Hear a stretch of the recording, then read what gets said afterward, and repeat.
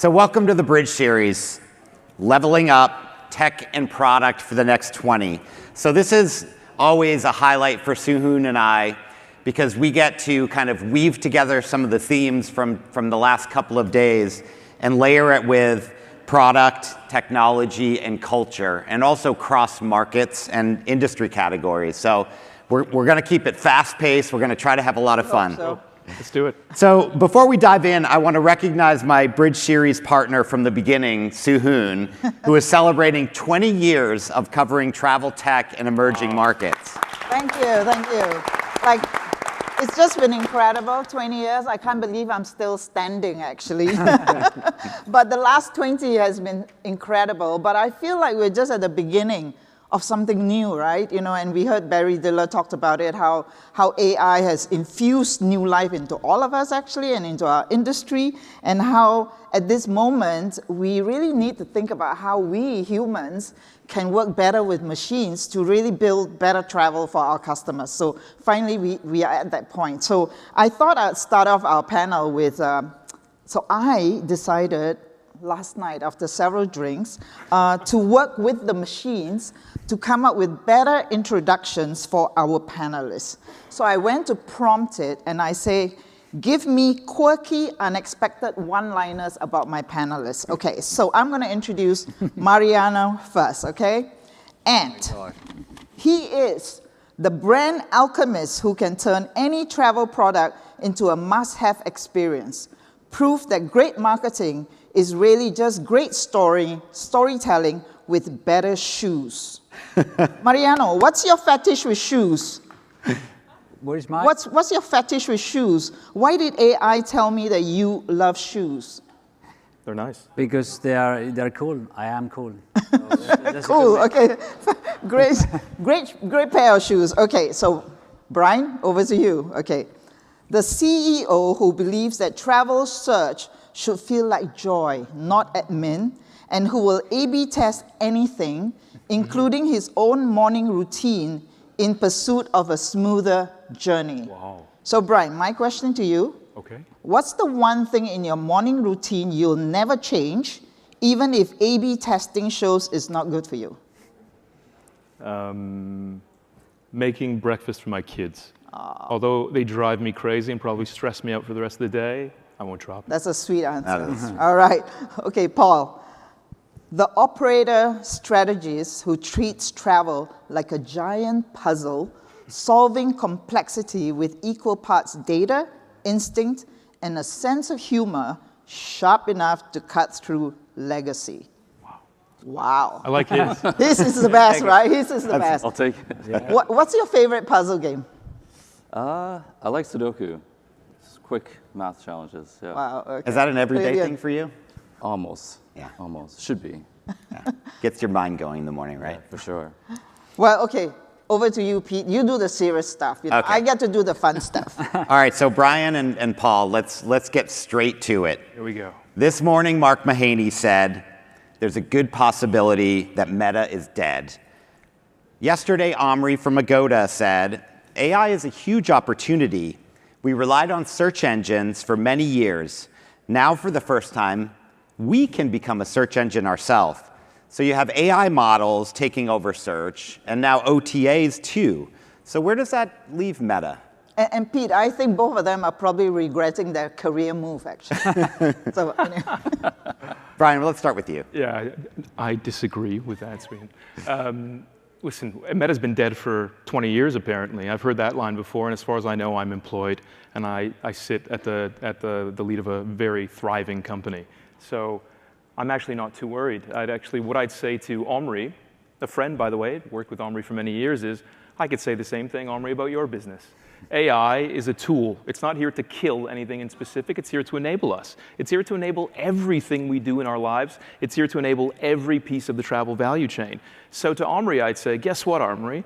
I could also now, really facilitate the booking for a consumer. I could say, hey, Skyscanner traveler, want us to complete this booking for you? Because the technology enables that. So I'd welcome anyone to try search. It's tough. We have 20 years of experience there, just like KAYAK does. It's hard work. And I'd look at it as AI enables Meta on steroids. That's the way we talk about it internally. And we've got a big head start on that. Paul? Yeah, to add to I agree. I mean, I think there's room to play. Like, jump in, the water's warm. Like, search it's hard, though. And we've spent a lot of time perfecting it. And I think what AI introduces and all of these things change is it allows us all to play at different levels of the ecosphere, right? So maybe metas can play in trip planning, and that's exciting for us, and we'll jump into that.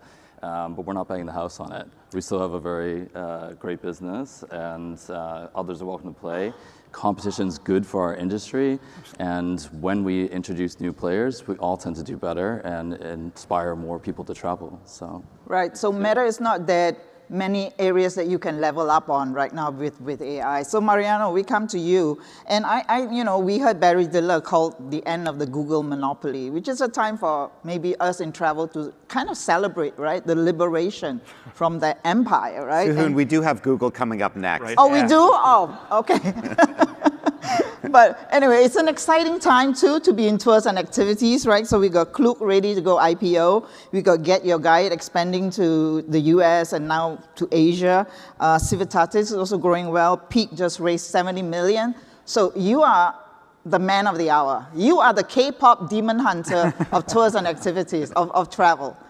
Tell us what's going to happen in this space. We are having a good time. So it's super exciting times for the experience. I came from vacation rentals, HomeAway. 10 years ago, we were talking about alternative accommodations. Right? Look what happened after that category. Right? After 10 years, now it's in every website, in every place you can book naturally a hotel or vacation rental. It was clear for me, for everyone, that experiences is the next things to crack. Right? And it is difficult to do it, right? Because definitely it's a super fragmented place to crack. And in addition to that, the product itself is different from a hotel or different from a house. People understand, it's a one bedroom, it's a one bed.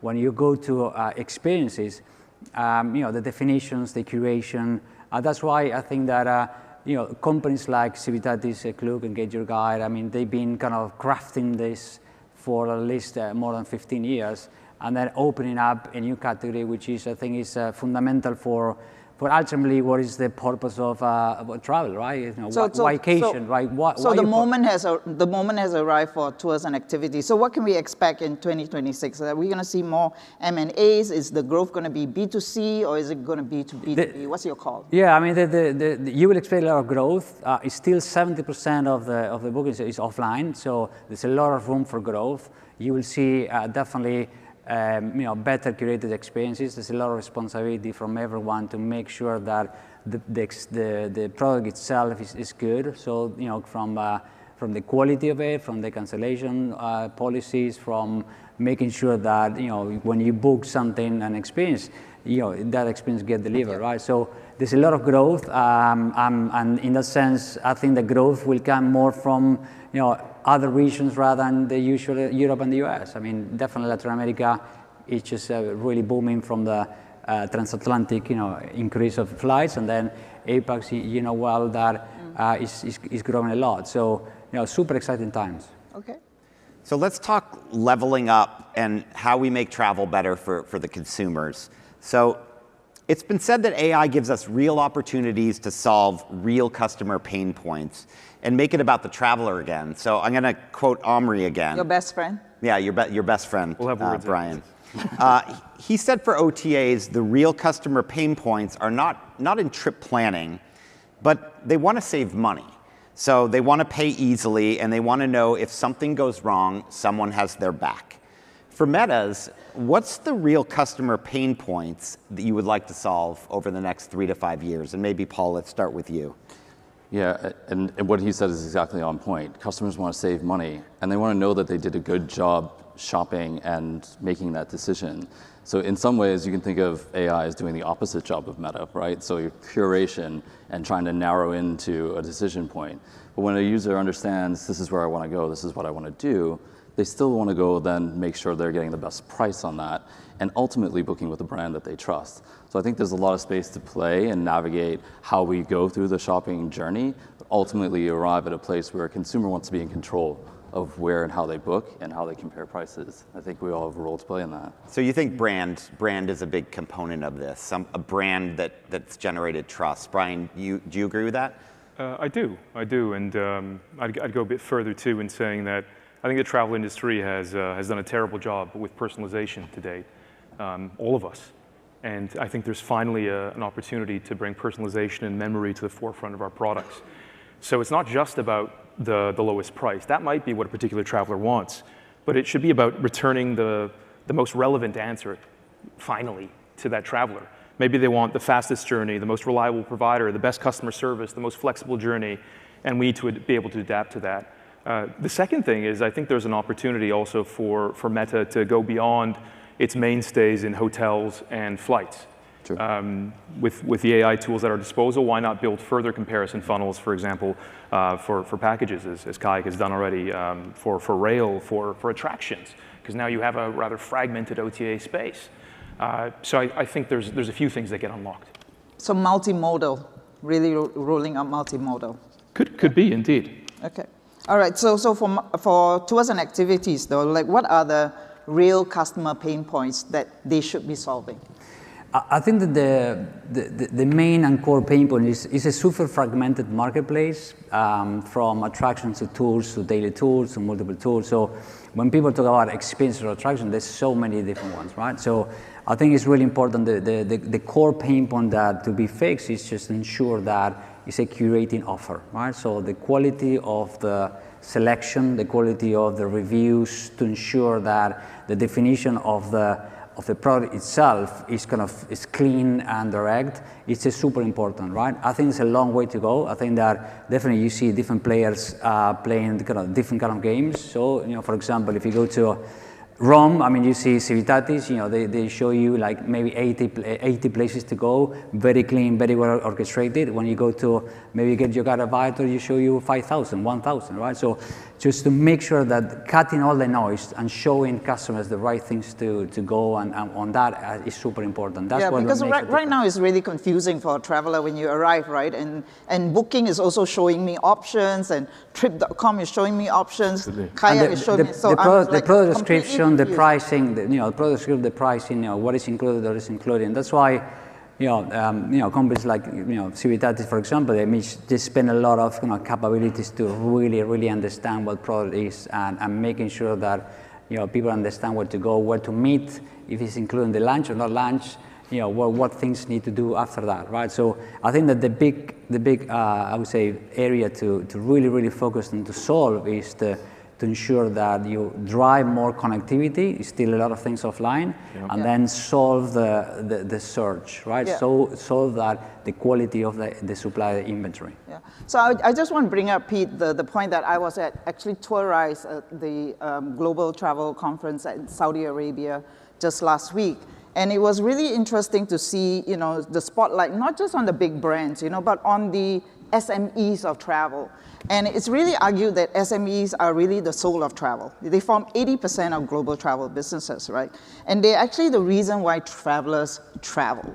Like when we travel, we want to seek out those local, authentic experiences, real right? stories, yeah. So to me, that's the beautiful part of the space that you're in, and maybe you too, as you try and get travelers through that funnel, right? So, but the problem is most tours and activities marketplaces tend to sell the big attractions because they make the money, they scale, right? So the long tail boat operator in Sarawak is not going to get discovered. So what should be done about that? Exactly, but that's a great point, because I mean, what is difficult and different from the experience is that all these attractions are easy to connect, right? API, so you can sell, Disney, you can sell Eiffel Tower.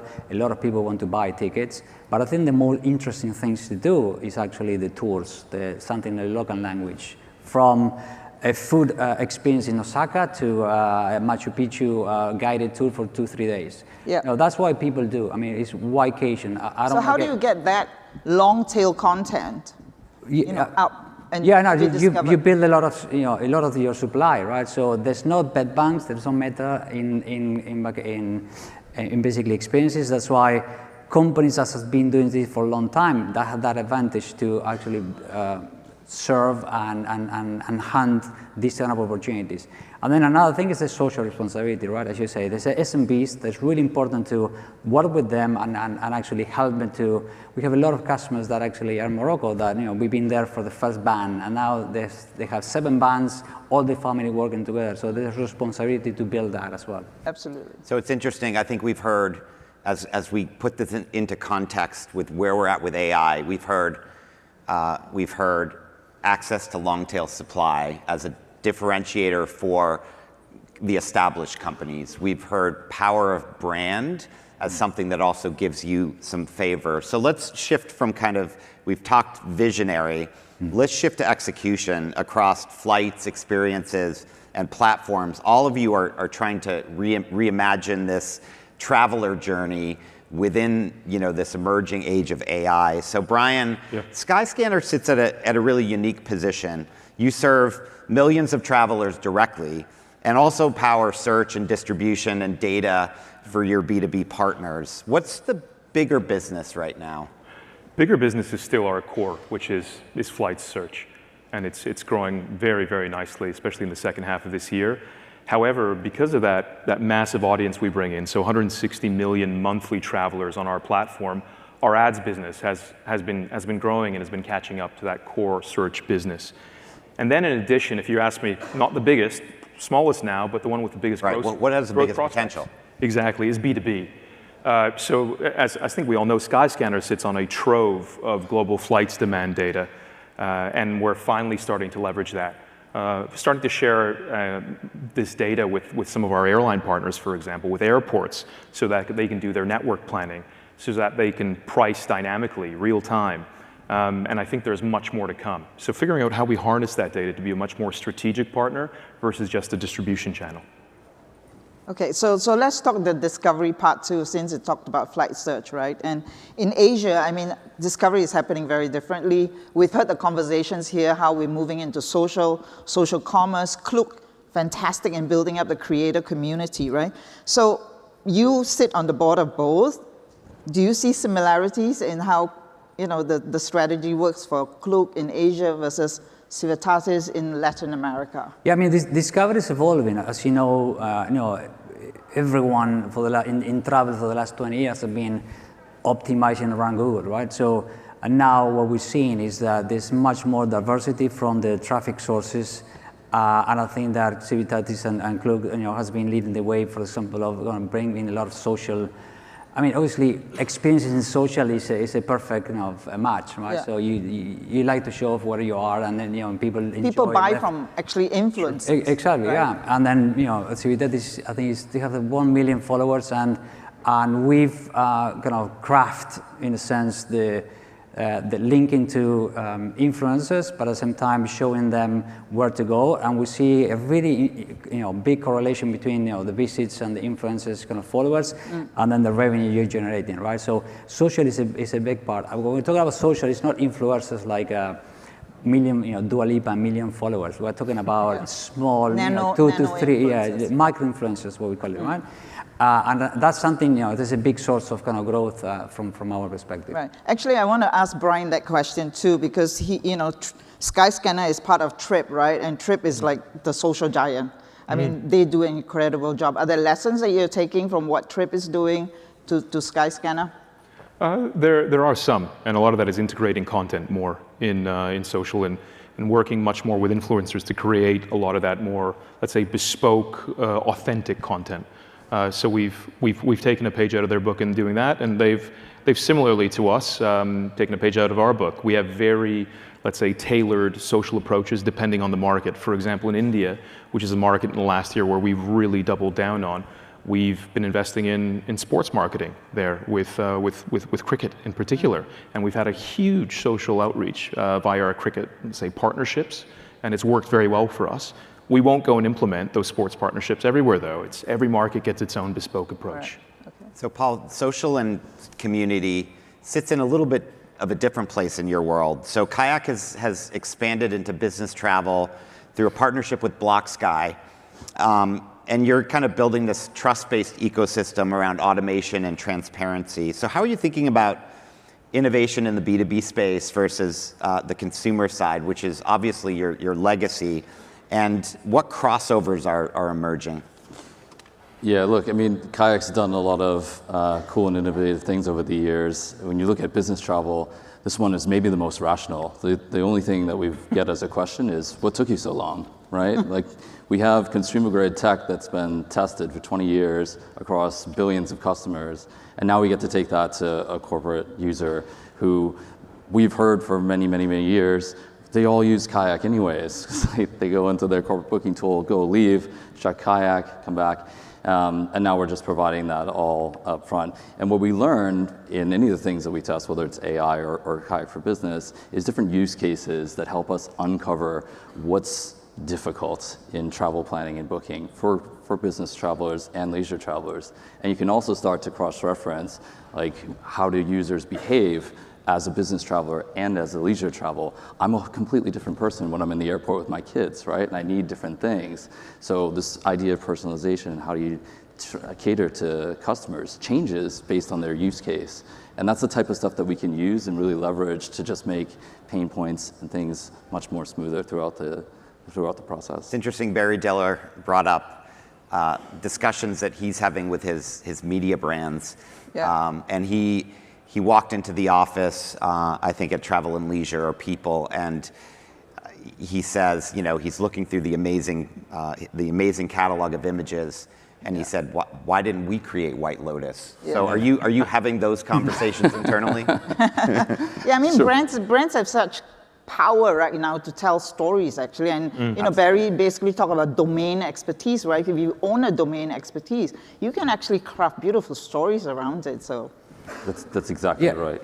Yeah, but in the case of experiences, I mean, Civitatis they create their own experiences, right? So in that sense, I think it's really important to really understand what the demand is, what type of reviews, analyze that reviews, and actually work collaboratively to specific destinations to create more things, right? So I think that, but in particular in the experience business, there's a lot of opportunity for kind of creativity and content creation. Okay, so my domain expertise is games, right, and content. So I think we can Nice. do a little break here, right? And I'm going to show off my gaming skills here. It's a good shuffle. Because I come from Singapore, which runs the world's most profitable casino.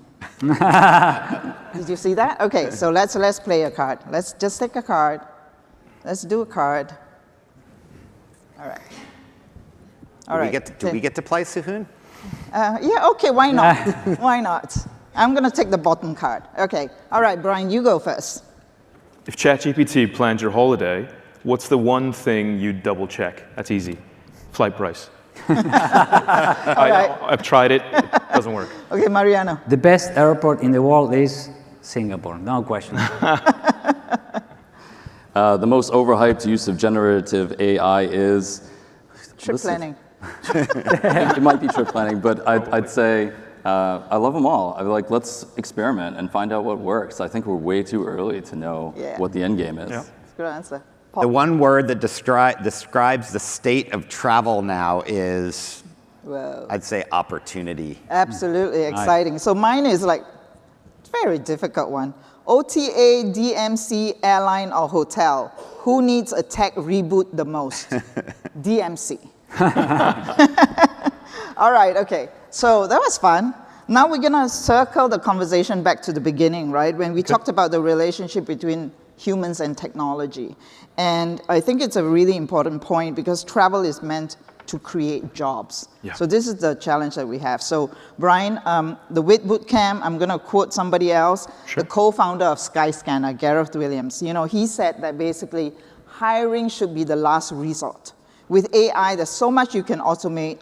So the hardest thing in the universe is how humans interact. Do you agree with that? Like hiring should be the last resort. So I'd say I only partially agree, and here's why. I think as many businesses are seeing, our business is seeing definite productivity increases. So our engineers, for example, have had a 20% plus productivity increase from the AI tools at their disposal. And with that, we're creating better product faster. So yes, with the same set of people we have today, we can get more done. We can deliver better product, and that's amazing. At the same time, we have to be cognizant that we need new skill sets to take full advantage of what AI puts at our disposal. We need better critical thinking, more creativity, better judgment. So you also need to ensure that the organization you have fits that and is AI ready. So hiring is always on the table. But I would agree there's at this moment in time less of it as we start to adjust to the productivity gains of these tools. Okay. So Paul, AI can automate efficiency, but creativity, empathy, and intuition are clearly human strengths. Steve and Paul English have talked a lot over the years about KAYAK's hiring process and how that's been a big differentiator for the brand. How do you build teams and cultures that blend the human-machine forces instead of choosing one over the other? Yeah, good question. I think we take people who fill the requisition of a role and have the right skill set, and then we quickly move beyond those questions to who are you as a person, what do you want to do here? And we've tried to take we've worked with everybody in the industry, and to an extent you need to understand the industry, but anytime we can, we try to take people who are from out of industry, who can come in and ask questions and say, well, why does it work this way? And we love that, because that's exactly what we're meant to be doing, is constantly challenge, why does it work this way, and does it have to work that way? And so if we can get people that are in an interview asking us questions, and like really challenging our thinking, those are the type of people who should work at KAYAK. So what was it like interviewing with Steve? Steve's exactly as advertised, right? Like he's a guy that's gonna ask questions, expect you to know your numbers, grill you on things, and have an opinion about the product. And he wants people that do the same, so. Yeah. So, I mean, one of the things that Bryan said, talked about was, the skills that are needed, critical thinking, strategic thinking, and all that. But the beauty about tourism is that it is the greatest leveler in enabling a lot of people to join tourism at the lowest level, right? So travel employs 357 million worldwide, 40% of them women, and 80% youths. And your sector has the best job of, has the best role of creating those jobs on the ground. Yeah. So what must we do to ensure we keep creating those jobs and not just looking for smart people, right? No. And remember that, I mean, the core of experiences is about that local person, that local walking tour that you have in the middle of nowhere, and actually making sure that they have that job, and they can build their own business, right? So there's a significant responsibility to ensure that you build the right kind of experiences. We have responsibility. I mean, there's a lot of we provide a lot of feedback to the supply to make sure that they get trained. Yeah. And we help them to build their own business. Well, but I just hope that, with all the money that's being raised and all the efficiency that we're getting from companies, that some of the benefits will actually go to the local communities and to creating jobs. So, Pete, we have to wrap up, right? So Yeah, can we get in a couple of quick rapid fire, Hoon? All right, okay, so you got to give rapid fire. Bryan, in one word, travel in 2045 will be? Tripled. Okay, Paul, which will change travel more in the next 20? AI, climate change, or space tourism? Sure hope it's not climate change. So let's go with AI. Okay, Mariano, what's one travel experience that won't exist in 20 years? 20 years. Oh my gosh. Every experience will exist in 20 years. You think so? Yeah. We'll still see polar bears? Yeah, I hope so. Okay, all right. So Hoon, 20 years of covering travel tech. Me? Oh, can I ask you a rapid fire? Is that what you're looking for? No. I think we need to close it up. So 20 years of travel tech has flown by, and it's clear the next 20 will be even more transformational. So thanks to our panelists. Game on, Hoon. Thank you. All right, thank you so much, Paul. Mariano. Bryan, thank you. And I color out loud, repping my town. If you wanna feel amazing right now, flash up your lights and color the whole town. La-di-day-yo. Yo, I color out loud, repping my town. Oh, la-di-day-yo. La-di-day-yo. Everyone under the celebrate, make a toast.